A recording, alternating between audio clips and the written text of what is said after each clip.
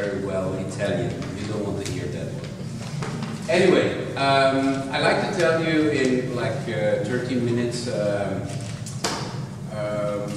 some of my projects and how the projects are started. Murano was for me always a very important place, and actually there start many things here in Murano, because on an island sometimes everything is concentrated, like you said actually. And from here, this is a fantastic breeding center. So a real egg can hatch and go into the world. This is, in my opinion, something which is really interesting. When I was a kid, I have to tell you, when I was like 5 years old, I had an incubator in my room, and I was watching how a little chick comes out of the egg. And actually it's a big conflict. It's a big conflict, because you have to know that 2/3 of the egg become chick and 1/3 is air. And when this chick tries to get out of the egg, it has to break through the part of the air, to take the air and to break the scale. And that has to happen on the right moment. If it doesn't happen on the right moment, it dies. Very, very like this, you know? And when I was looking at it later on, when I was like 12 years old, I started to think, but that is exactly also like a space shuttle that goes to the moon. It has to break the right scale of the Earth, of the atmosphere, to come there, otherwise it's burned. And so I saw that deeper conflict inside of this little incubator. And that inspires me, I think, later on to think about spaces. I think about our society and how do we live together. And exactly that was one of the first objects that I was making, is the walking egg, and it's still an important object. It's like a very fragile world, being the sphere. And I understood that you need very strong legs to run over the world and to discover the right place to be hatched. And actually Murano was this place. I started to make drawings first, of course, to make sketches around it, and then I discovered this place, and Adriano Berengo, which is the second conflict in my life. So how to translate this kind of work into a glass work? And actually it's a real conflict, because I didn't understand for the first time that you know, it's an engagement. You have to put your soul into a master, and the master has to put his soul into you. And in that way you have to understand that there is only one way, and that's to work together. And in the beginning it's a very hard conflict, because when I came here, it was really hard. I had to change the master as well, because the first master that I was working with didn't understand my work, because it was more into the, we said, and that's not to be offended, it was more into the cartoon than into abstract or into real contemporary art. And then I found another master here in the Berengo's studio, and it was Silvano Signoretti, and that was a match. So the walking egg was born, and for me it's like a walking lab. And I have to say that Adriano Berengo brings this egg all over the world in many museums. And that is really a big start for me, and a start for being an artist, because that egg started to hatch. And now comes the story. The story is like this. This is not a chicken, what you see, but it's a piece of art. Out of this concept, I was looking to my garden and I saw the chicken still running around, and I started to understand something. And before I will tell you the whole story of this, I have to take you into some numbers and the history. So numbers is every day there are 60 billion chickens in the world, and there are 60 million tons of eggs every year. So I start to understand that this animal is just an important animal, and that 90% of all our medication is based on chicken eggs for making vaccines. to cure bacteria. But also 80% of people in the developing countries are eating chickens. And so, starting from that walking egg, running over the world, I saw the chicken also start in the Himalaya. There is only one chicken in the world, it is the region of all, and lives at the feet of the Himalaya. From there, by human interest, it spread its genes all over the world. By mutation and by manipulation. So both things.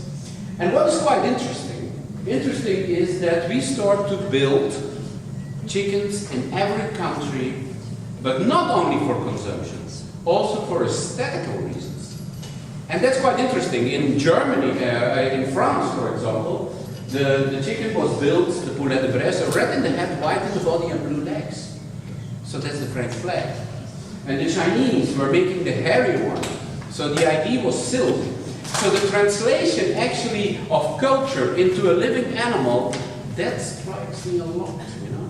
And then I start to think, I mean, is it right that we are doing this? Because in one way or another, you block evolution. So you put a frame around a living object. And I start to think, I said, let me think. I don't think that we have to follow always the same path. We have to build up the conflict.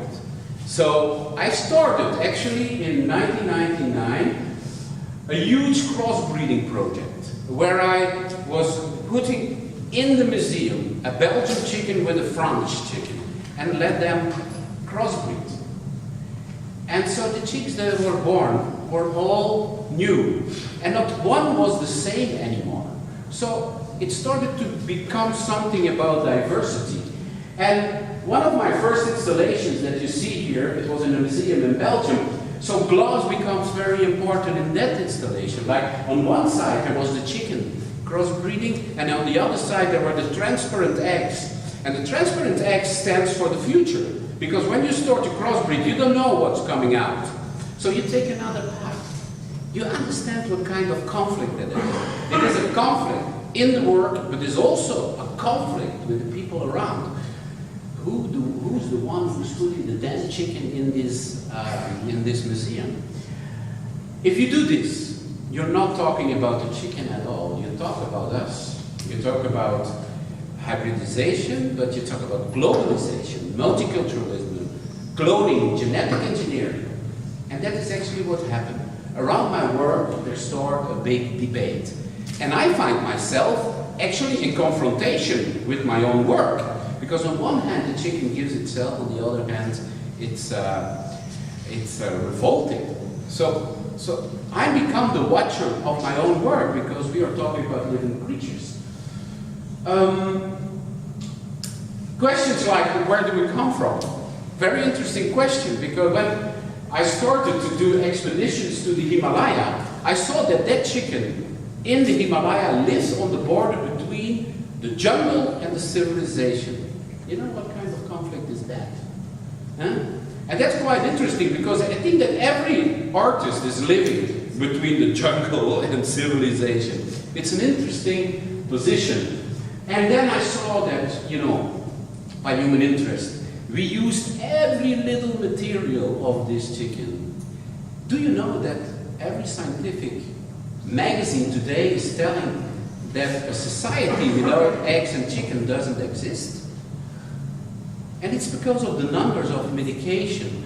It's about feeding the world and so on. So what is our position? I think this is another question. What is our position? The question is, are we fertilizing the world? Or are we ruining the world?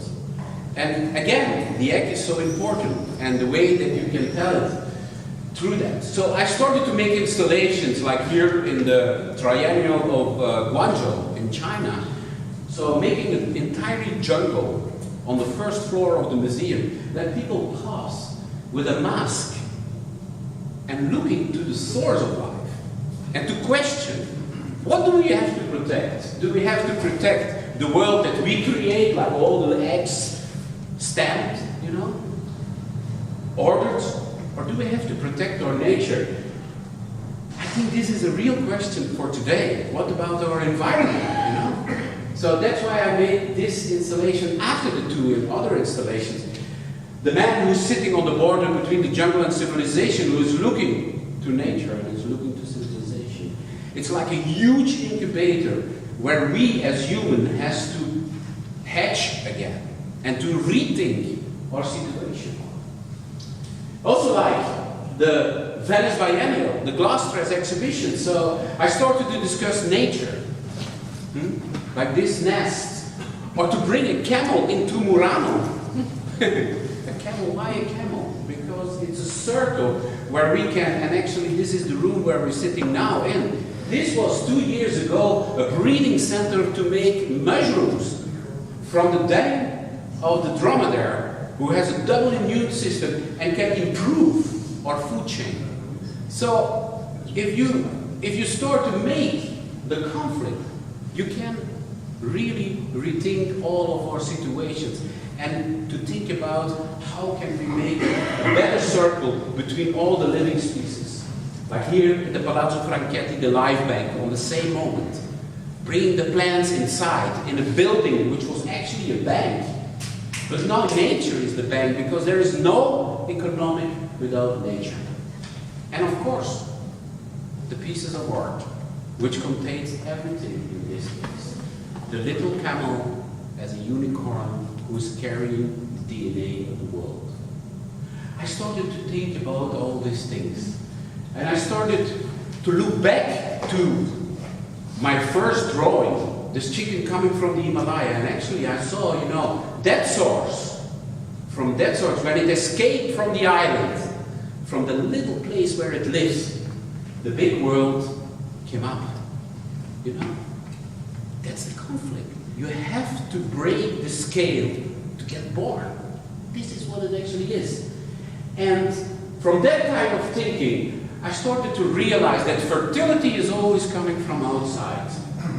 And I started to make my open university of diversity, which is not only a beautiful studio where you can walk around like this, but it's only a think tank about evolution. And I started to make different foundations.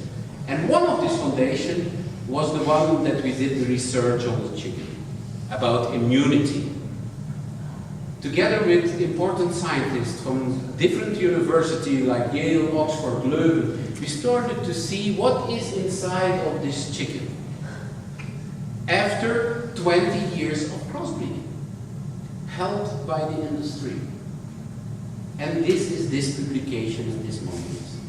And this publication says that the chicken, because of the crossbreeding, contains 13 million DNA, which is actually 3 times as much as a usual chicken that you see in the supermarket. And it was this man, Olivier Arnaud, who's working in developing countries to bring the chicken into the communities, who told me, you have to take action, because this is the only chicken in the world who has 13 million DNA. It's an assembling of all the chickens in the world. And I start to rethink my program. Again, I start to rethink. And what I discovered, I said, okay, diversity is not enough. That's one part. What about productivity? So I make my planetary community chicken. Another conflict, which is the diversity, which I consider as art, and the productivity is the economic world. So I started to crossbreed those two. One 30 million DNA, the one only 5 million DNA. But this is productive and the other is diverse. So the conclusion was global needs local and local needs global. So it's kind of a new balance, and it's also a conflict where we're in today. Because in a world where we took everything and make it global, what about the local? It's time to find this new balance. And I went to Detroit, and in Detroit, completely destroyed by a mono industry, they told me, you have to come here because we need your planetary community chicken desperately. So I started with the books of the DNA to build up an exhibition in the Westerland Foundation, which is this installation. And this installation was the start of a huge discussion between diversity and productivity. And the New York Times was publishing this work and said, you know, if you go to see this work, you will never find the same way of thinking about art again. By having this contact, I went to the developing countries like Zimbabwe, and I built a planetary community chicken exhibition with the women from the community and the orphans in the museum, National Museum in Harare. Can you imagine such a discussion in Harare, Zimbabwe? I mean, Mugabe doesn't like that. Because of doing this, the interest came from ILRI Center, the most important center of livestock in the world, and they told me, you know, this is a project to empower the women in the communities. Let's start to build a big farm. Let's start to build a farm as a piece of art, and from there, it goes everywhere. So that gives me another view on my work. Because this is supported by the Bill Gates Foundation, who wants to give a chicken in every community against poverty. So I see the medicine woman again, the Medusa, and I see also evolution. Because the snake was the first medication, the poison of the snake. And today the medication is the chicken. 90% of all our medication made and based on chicken eggs. So we start to build farms in the communities, like here in Africa, or in Cuba, or even in Belgium.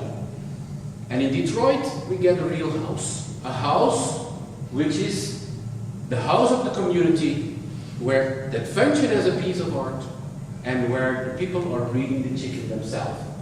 And it's bringing people closer together. So the little ID becomes a global, universal ID. But you know what? Global only exists by the generosity of the local. And this is actually also for Murano. If there is no generosity on this island, you will never see glass in the world. It's like a philosophical model, you know? Starting from a little ID that becomes bigger and then becomes general. But there are many IDs next to each other, and that is the beauty of it. So it started from one source, and it's running over the world. And that's why I started a new studio in Belgium, to make it bigger, to make the IDs bigger. And it's La Biolista, which is a lab for a new balance. This is the place, 24 hectares of ground. There is an old studio there, the villa, which you see here. It was from the mine, after it became a zoo, and now it becomes an intellectual zoo. Mario Botta is a friend of mine, and he made my studio. And this is the actual situation. A new studio, 3,000 square meters, where we are building exhibitions, where we are making discussions. And glass is always a central part of that, because it's about the fragility of life and how to deal with it. And that brings me to what I will show today in glass press, in Franchetti.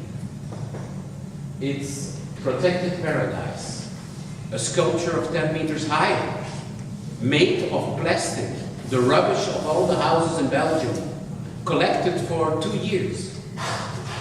Recycling everything, recycling the glass, recycling the bronze. And the only nature part is that egg downstairs. It's marble, but it's in captivity.